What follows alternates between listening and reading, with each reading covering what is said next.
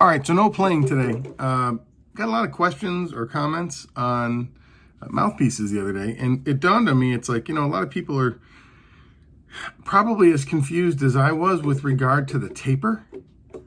So here's my Schilke 1040 flugelhorn, right?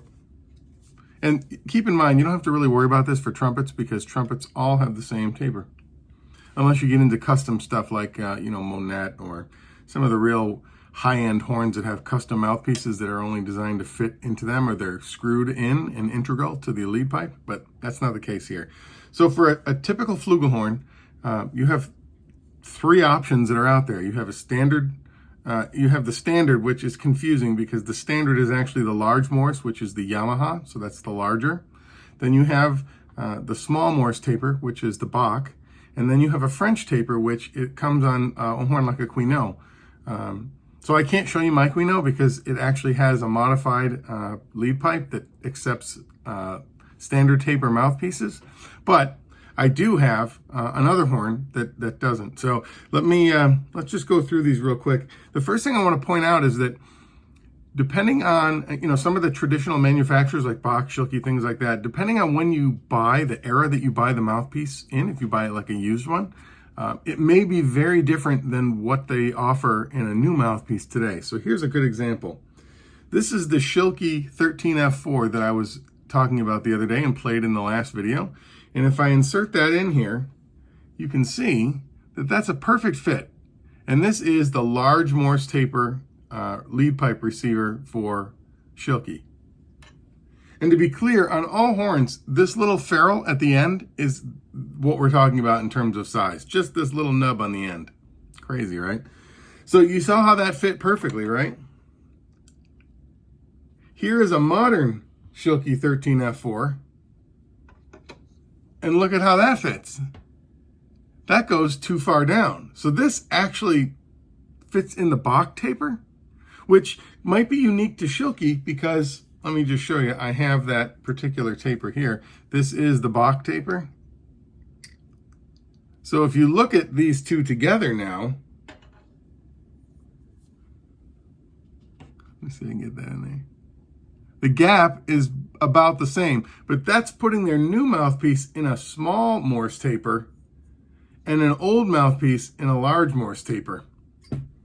So this is why it can be a little frustrating with flugelhorns, because not all mouthpieces are literally made the same, even from the same manufacturer.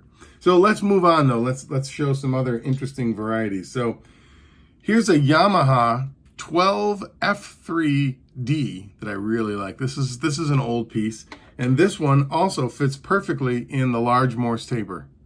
So the standard taper. That's typical. That the Yamaha is the standard Morse taper, what everyone considers that. This is a Dennis Wick 4FL. This again is the standard large Morse taper. See, it fits perfect. Now here is a Dennis Wick F4. This is the French taper. So this would fit into a traditional Quinault. And you can tell that it doesn't work here because look where that thing goes. Can you see it? It's way too far down. It should be about here, but it sinks all the way in. So wrong size. Now you can't really, it's very difficult to see this difference, but it's there. So anything that says French taper is really not going to fit in anything unless you have a French taper. Here is the Bach, right? So this is a 2FL in gold. So here's the large taper for a Bach. And you can see the other thing too to keep in mind is, I don't know if you can hear that, it rocks, it doesn't sit properly because it's too far in. But notice it's all the way down. It's almost to this like etching part where they've carved it out. And then again, if I take this lead pipe that's designed, or the receiver that's designed for the Bach taper specifically, it fits perfectly. So that's a Bach. This is a Marcinkowitz, I think that's how you pronounce that. And this, I don't know if some of these come in one or the other, but I always opt for the large Morse taper because it fits all of my horns. Despite the fact that the Schilke I have multiple, you can actually get a French taper lead pipe or receiver for this one as well. But yep, my Sinkowitz, that fits perfectly. And then even this, I just wanted to show an off-brand. This is an Austin Custom Brass 7FDS flugel mouthpiece.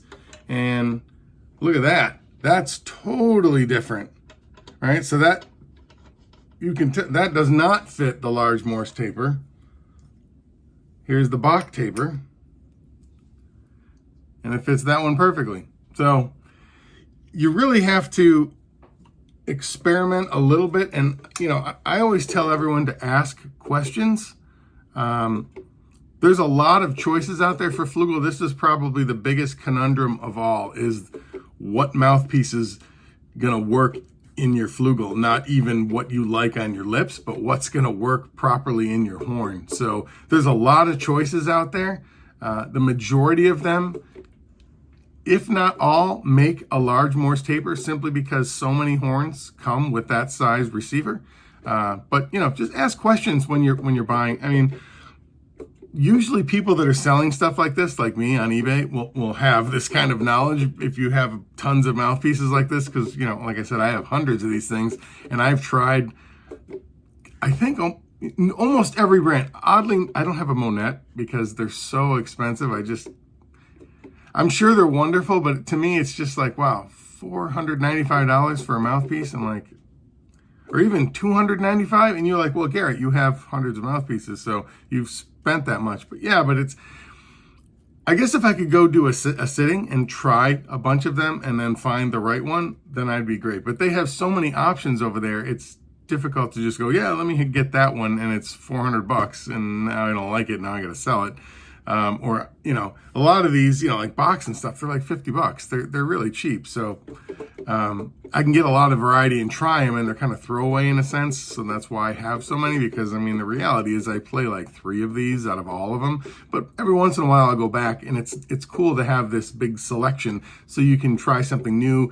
Sometimes it's inspiring. Sometimes if your embouchure is annoying to you, and I'm sure this is a real no-no, so don't do this, but sometimes if things aren't playing well for you, I'll grab a different piece and see if I feel better on that. And a lot of times that works for me. But again, I am not a pro trumpet player, or a pro flugel player. So, you know, do not, kids or anyone in ensemble, I'm sure, you know, adults know this, but do not do this, because it's not good to switch mouthpieces and sizes all the time. That's not awesome for a building phase of your embouchure. I found over time that it really doesn't matter too much what size piece I play on. I can play on all of them. Some are better for different things. Some are better for high. Some are better for like a thick, smoky sound. But in the end, it doesn't really affect my embouchure anymore, because I've been doing this and playing for a very long time. So I have that adaptability, or at least the musculature in my embouchure that can tolerate that. But I've read and seen a lot of videos pointing about how that's not really the approved approach. You're supposed to find the size that works best for you and stick with that size so that you build that muscle range properly. And then you're able to change the rim or the cup to feel different, or to play with different pieces and selections of music and things like that. But you're not really supposed to go from like a 7 to a 1 to a 3 to a 5 to a, you know, a 1.5, and then move it around. And I have a fairly wide range of varieties over here. So actually, it's too bad that, you know, like, I'm not in a big city. I have so much stuff here. It'd be great for young people to try stuff out. And I've often thought about, you know, doing like teaching or something like that. But I mean, I just don't have the qualifications where I could legitimately say, yeah, I could teach you how to play trumpet. Because I'd probably be teaching you all the things that I do, which I would imagine a good deal of that is wrong, at least for an upcoming player. So, you know, I don't do that. But my point is, I have tons of mouthpieces, so it'd be really cool for younger students to be able to learn how to not only play, but see that there are so many options out there for mouthpieces. Because I know when I was a kid, I literally played a 7C, then a 5C, then a 3C, and that was it. And I never even saw a flugelhorn until I was in college. So, you know, maybe that's just my experience. I don't know if that's true anymore with the internet and all the stuff that's out there, but a lot of the, you know, stuff like this is a $3,000 horn. And while you can buy cheaper ones, not everyone can afford a bunch of different horns, you know? I mean, there's a cornet, there's a trumpet, there's a piccolo trumpet, you know, there's a D-flat trumpet, E-flat trumpet, there's a flugelhorn, you know, there's all kinds of stuff out there. And it's hard to try all that. Like, even in my area, there are no shops out here where I could try all that stuff. And if there are shops that carry brass instruments, it's an extremely small line. You know, they'll have a trumpet, and maybe the only thing you'll get to see is a Bach or a Yamaha at a pro level. Nobody has Schilkes out here or anything. I think they can order the stuff, but they don't have them. So you'd have to go to like ITG, or, you know, maybe like a place like ACB or something like that, or J. Landers Brass, to be able to really sit down and try a whole bunch of horns and see which one actually works best for you. And, you know, arguably that's how you find that out. Anyway, hope this helped. See ya.